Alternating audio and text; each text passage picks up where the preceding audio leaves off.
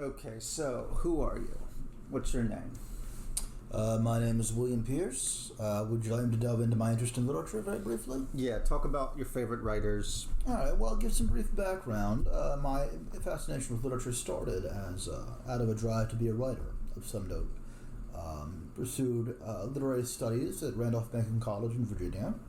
I did exceedingly well, and since then, I've indulged my fascination for literature. Different writers, of course, really across the spectrum would include Shakespeare, Merwin, Auden, an obscure poet from California named Clark Ashton Smith. Well, hold on, not that obscure, because I looked up on Amazon his book of poetry. I think has about 50 reviews, maybe. 50 reviews, really? That's interesting. Let's go ahead and look it up right now. Yeah, go ahead and look that up. It's interesting. I mean, his poetry has largely been published in book form by a small press called Hippocampus Press, which deals with that general genre of the weird, the fantastic, that sort of thing. So perhaps knowledge of him has been spreading, but yeah. So here's one book has 346 reviews, The Dark Eidolon and Other Fantasies. Right. Yeah, I think those are his novels, but of his short fiction. These are his fiction. It looks like they released a trilogy. Two of the books. His earliest fiction was The Abyss Triumphant, detailing a lot of cosmic verse. Oh no, his poetry isn't all that popular. Well, it's not necessarily. I think it's just a question of people not knowing of it. Period. Yeah. So he only has about. Yeah, it's going to be here and there. 7 reviews. Which is a shame because his work is just so remarkable. He also published a volume. There was also a published volume of his translation, Baudelaire, for instance. Mm-hmm. Some of the symbolist poets, the Decadents, that kind of thing. Okay. Honestly, a lot of different poetry appeals to me. I prefer the poetry that is you can really get your teeth into, indulge the critical, interpretive. Well, hold on. What does get your teeth into? What does that mean? It basically means that a person can sit down over this poetry, and it involves repeated reading, repeated study. It can encourage debate over the meaning. Okay. The term used when I was in college was explication. Mm-hmm. And so, if there's something I can really chew over, if you will. I had a professor who said you use the term ruminate. If you can ruminate with this poetry, that's definitely a positive quality. Some other writers, you don't need to think about it really at all. Robert Frost, Charles Bukowski, some of the Black Mountain poets. But again, even with them, I can still at the very least appreciate the skill with language, even though the critical instinct is not engaged. Okay. All right. So, what are your goals now as a writer or a poet? What are your goals? Well, I certainly enjoy the writing of poetry, but I think I'm just far too self-critical to a really morbid and meticulous degree for me to make a name for myself in poetry. I'm more easy with fiction, specifically with dialogue, and more I find my own prose getting boiled down to something really. I don't want to use the term basic. It sounds derogatory, but. More and more I shy away from a real poetic bent in my own prose. Okay, all right. I can't remember if you said your name. Did you say what your name is? No, my name is William Pierce. Okay, William Pierce. Pearce, yes. All right, it's obvious to me, but... Just in case. Okay, how about... We're not gonna discuss prose, of course, in this podcast, but go ahead and tell us your favorite prose writers, just... Oh, goodness. Favorite prose writers when it comes to fiction, I would say probably Fernando Pessoa, the Portuguese writer. I would say Joseph Conrad, the Polish writer. What else? The Romanian... oh, good Lord. And Antonin Artaud? No, he was French. The Romanian was... Emile Charles. Okay. And of course, there's a lot of different languages, but of course I do the English translations. And of course there are others. Nietzsche is also a phenomenal prose writer. I never thought he was all that great a poet. Although you do get heavy poetic quality within Zarathustra. But, yeah. All right. And let's also be clear, we're not we're not academics, are we? Well, we are not academics, no sir. We Okay. are. All right. We rebel against the academic atmosphere to a degree, I think. Yeah, to a degree. I mean, we're not pressured to think like them. Precisely. We don't have to worry about offending. I mean, we don't want to offend people unnecessarily, but Right. also, if we do, it's not all that bad. Right. So- And this is the ideal forum for a straightforward, honest discussion. And I think people in academia can sometimes be dishonest for the sake of tenure, influence, embarrassing themselves in front of colleagues and students, etc. Yeah. We don't have those strings attached with this particular venue. Right, right. Okay, so anything else you want to say? Anything else I want to say? At present, no. How about I interview you? Yeah. Okay, you already said your name, yes? No, I didn't. All right, say your name. We'll do that. All right, so my name's Kyle Foley. Excellent. Do you want to talk a little bit about your either educational background with this kind of thing? Yeah. So I started out as a teenager. I wanted to be a writer, probably at the age of 16. So I probably liked prose more in the beginning, and my favorite writer at first was Goethe. I really liked, so as a young Werther. I took German in high school. Mm-hmm. I also liked Faust, of course. No. Then I went to Germany as an exchange student. I learned German. Mm-hmm. Then in my first year in college was a real breakthrough. I read a lot of writers, Tolstoy. Then I moved out. Everybody's talking about James Joyce. I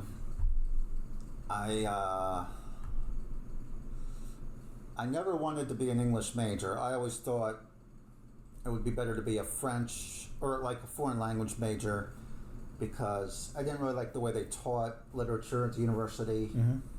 I wasn't, at that time in my life, I wasn't a good nonfiction reader. I couldn't really read analysis. I was borderline crazy. I was bipolar. Mm-hmm. I just didn't have the patience for nonfiction. I was too emotional, couldn't sit still, but I could read fiction because it was exciting. Sure. So I did want to be a writer, probably by the age of 18, I guess. Sure. So Now, how old are you now, Kyle? now I'm 45. And you're still pursuing, or you have your writerly pursuits. Yeah, I'm still pursuing. And I wanted to be a writer of the highest quality. Of course. So everybody's talking about Joyce and Marcel Proust. Mm-hmm. So I read those authors, and it's difficult to say if I really liked them or if I was just you feel pressure to like them. You're expected to like them. Yeah, you're expected to like them.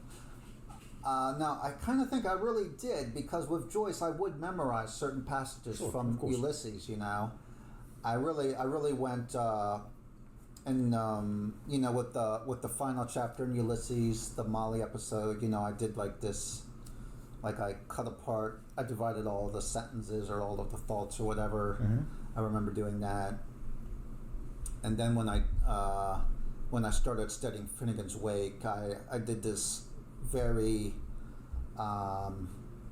elaborate, and not like, you know, I had it. This was the year 1997. They really didn't have digital books back then, but I was able to get, Of course. a digital book and do all of this highlighting and stuff and plot analysis. But what's actually kind of miraculous was I didn't really have the work done by, I forget the name of that author who did a lot of the annotations. Let me just look that up right now. Annotations to which text again? So I hadn't read the Roland McHugh annotations.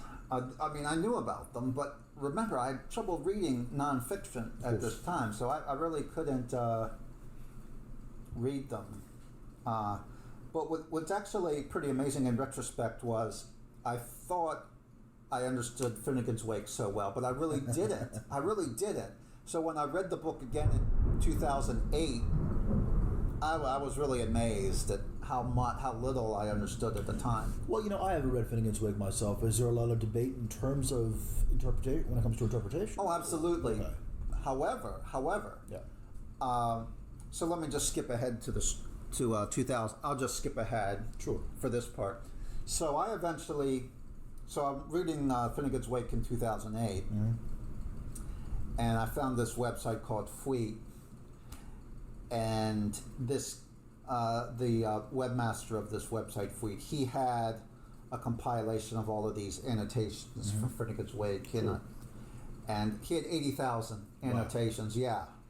Yeah. So this guy was really serious about the book, and you can go through and you can make contributions, so you can find more stuff. So I actually became the leading contributor to the website, other than him, of course. Right. And it turns out I was living in Jordan at the time. He was living in Israel. So we eventually met. And it's actually pretty amazing how much we agreed on. We basically agreed on the major themes of the book. Sure.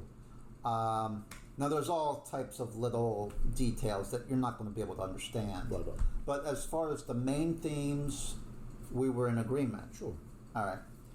So there's the Finnegan's Wake part of my story. Let me interject real fast. So was it Ulysses or Finnegan's Wake that took Joyce over 10 years to write?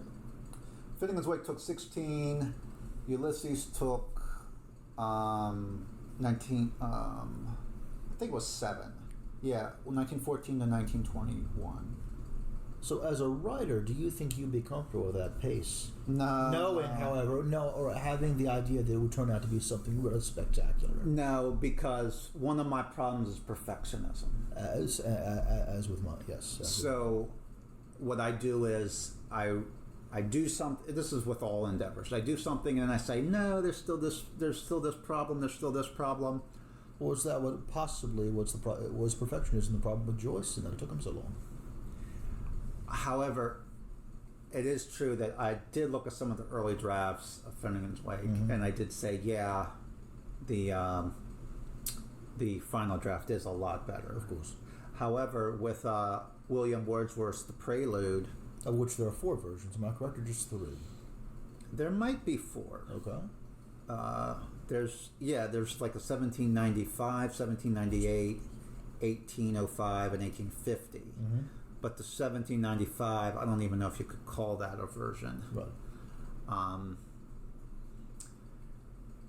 And I'm pretty sure, like most anthologists, they don't include that. So, like in the Norton Anthology, they only have 3 versions. Of course.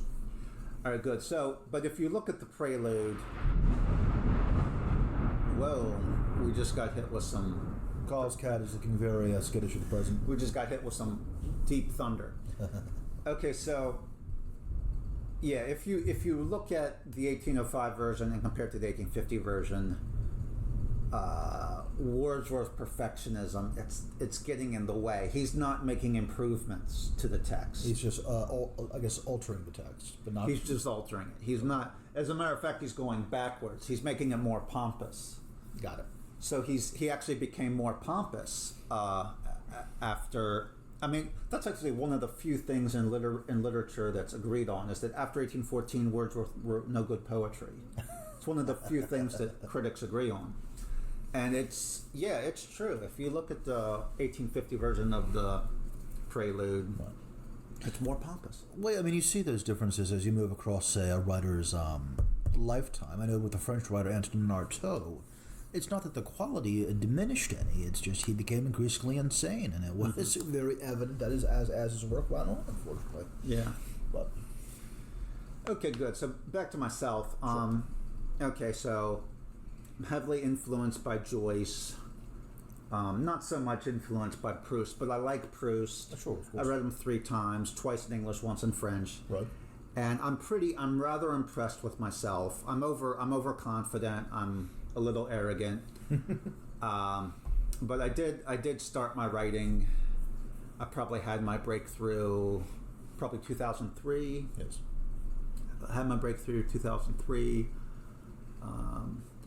And then I wrote a novel finished it in 2005. But but I was not good at the self-promotion part of writing.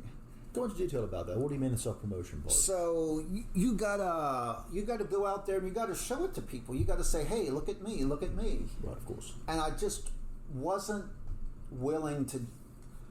I wasn't able to do that. I don't know why I wasn't able to do that. But part of the reason was my arrogance. Like, I thought people should be coming to me. Kind of like the merits of your work will be recognized almost immediately. Yeah. And I've had that issue. I think with me, historically, it's not been overconfidence, but it's been like an underconfidence. I mentioned how self-critical I am to that meticulous degree, and it's difficult to put oneself forward with that. But I tell you what, let me just go off in a different branch if you don't mind. Yeah. Well, you asked me my favorite prose writers. If I were to ask you your favorite prose, and I'll get to mine after this, but if your favorite contemporary prose writers, any ideas? Well, let's actually go a little bit more with the biography, because I'll kind of get that with the biography. So, all right, so good. I wasn't good at self-promotion. Like, I'll give you an anecdote. Please. So I eventually did self-publish my book. Right. The title being Lorelei Pursued. Lorelei Pursued. Okay. And available on Amazon. It is, yeah, it is available. Okay, sorry, that's self-promotion. Yeah. But, let's see here. So I had to distribute the book. So I found a distributor, and they were willing to, buy 20 or 10 copies or whatever. Sure. And so they sent me an order for 20 copies of the book, and I never sent them the book. So here I had somebody, they wanted to buy 20 copies of my book. So what was your thought process with that decision? I don't know. I don't know. I don't know what I was thinking. Was there a sudden loss of confidence in the quality of the work? No, it wasn't that. Okay. It wasn't that. I don't know what I was. Gosh. But that gives you an idea. Sure. Of another anecdote is, so back in 2006, you couldn't really submit poetry through email. You kind of had to physically mail it out. No, of course. At least 80-90% of the time. So I remember I mailed out about 40 submissions, and you had to put in self-addressed stamped envelopes for return. Sure. So I mailed out 40. And then, like 2 weeks later, I got like 20 rejection letters, and those rejection letters were probably because the magazines didn't even consider newbie poets. That could very well be the case. Or they didn't really want to read from the slush pile. That's probably all it was. Well, the advantage with digital submissions is that usually a publication will tell you not anything from unsolicited writers. Right. Exactly. Right. So I probably did read that, and I probably didn't submit to magazines that didn't want unsolicited. Sure. But still, magazines, even though they don't write that, there's still a lot of that won't. So in any case, when I got those 20 rejection letters, I just gave up. Yeah. Well, with the COVID, I know that with COVID as of recent, that's seriously hampered the publishing industry. I've looked up numerous publications for the submission of short prose, and they say at present, no dice, because profits are so down. Okay, so to continue with the biography, hold on a second. Of course. Yeah, so, all right, so self-published my book 2006. I did want to write more novels. I did actually start another novel, but I only got up to about maybe 20,000 words. And then I continued to write poetry up until about the year 2009. Then I finally started drifting to nonfiction. So I got interested in philosophy, and then with philosophy I got interested in science. So then I became so taken with philosophy that I decided to go ahead and try to become a philosophy professor. So I did enter a master's program in philosophy, and I also became really interested in logic, and I actually started building a logically perfect language. I started computing my logically perfect language, calculating all that. So I developed an appreciation for rigorous thought. Yes. And I'm very glad I did that, because I was now able to step outside of the poetry world, and I could look at the poetry world as an outsider now. I could see it as, because when you're in the world, you think it's the best thing there is, Yes. and you think it's superior to all professions. And I could now see that, hey, maybe this stuff isn't really as amazing as I thought it was. Well, I think that would ultimately lead to. Well, I guess that's basically how you reach the perspective of a critic. Mm-hmm. The capacity to see, not just have these rose-tinted glasses, thinking of poetry is all, something divine and can't be, and like beyond critique, if you will. Mm-hmm. But now you and I myself, we now have the ability to approach critically, to question quality, to look past certain qualifications and really analyze, I guess. Yeah. So, all right. So I studied philosophy and logic up until about the year 2021, maybe. Yeah, okay. Then my project for building a logically perfect language, it was just getting really hard. I wasn't making progress, and one day I was looking at these Egyptian hieroglyphs. Yes. And I was thinking about how beautiful they were, and I had this urge to study them, and so I resisted the urge for about 2 weeks, because I knew that I didn't have time for this stuff. Yeah. I had to work on my logic software. Yes. But then finally I gave in to temptation, and when I started studying these hieroglyphs, I was really surprised. I just got all consumed in them. I'm studying these like 80 hours a week, and I just went whole hog with these hieroglyphs. And with the hieroglyphs, did you also delve into Egyptian history? Oh yeah. Okay. Yeah, studied Egyptian history, all that.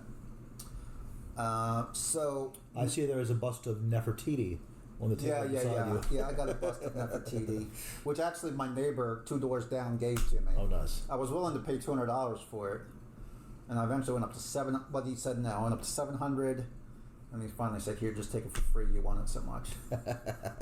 Kind of him. Yeah. Okay, so I got really absorbed into hieroglyphs.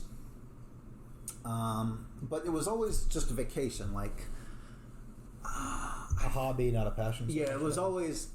I knew that I couldn't make a career out of it or anything like that. So I can't remember if I studied for 4 months, and then I think I didn't go back to the logic. I went over to music or something, or dance. I like to dance. So in any case, I'm a little aimless. I'm wandering around a little bit, wandering in the wilderness. Then I noticed on YouTube that they had closed captions for foreign languages, like living like German. So I'm watching these German videos, and they have the closed captions. So I'm thinking, wow, those are some pretty good closed captions. They're getting it right about 95% of the time. So now I'm studying German. I'm loving it. And so I started reading German literature. Did you go back to Goethe? Yeah, I did read a little bit of Goethe. Anyone else? Who else? What other German writers? But Günter Grass, he's the most acclaimed 20th century. Well, not the most acclaimed. He's the most acclaimed German writer after 1950. Got it. So I read. I actually liked his memoir. I love memoirs, so I listened to his memoir, both in English and German. So then I finally got the idea, after studying German a lot. I said, well, hey, I've always wanted to go back to literature. I've always wanted to write. So I went back and started writing again. And I had this idea of, I had learned that Lord Byron's daughter, Ada Lovelace, had invented wrote the first computer algorithm. True.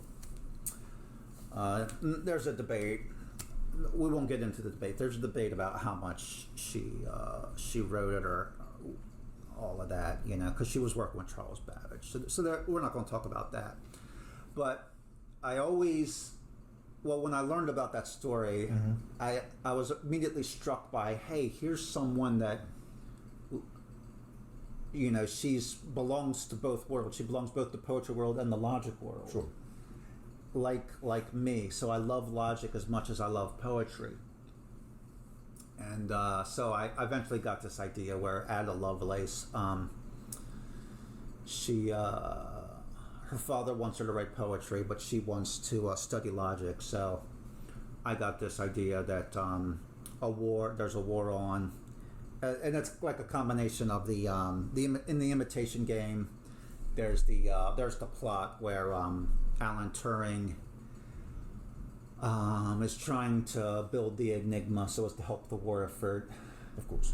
So I got this idea. Well, what if you kind of like make Ada Lovelace sort of like an Alan Turing, and she's trying to help the war effort, but Lord Byron, her father, wants her to write more poetry. Sure, of course. And you also have to change it to where Lord Byron is still alive, because he died when she was 2 years old or something like that.